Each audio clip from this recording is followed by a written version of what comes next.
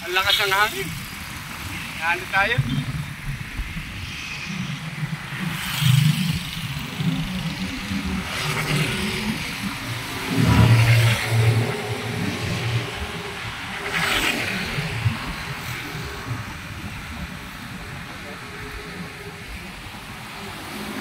Ito yung station ng mga naggagawa ng tulay ng MRT. Ayan.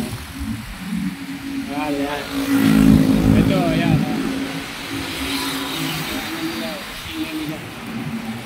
Dito lahat kilala ka.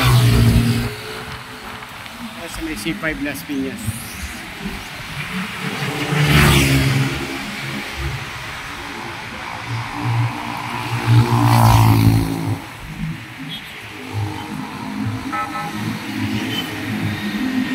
Ayan, tulay. Nakita nyo yung tulay. Yan, haba na. Ang gano'n sa Manila.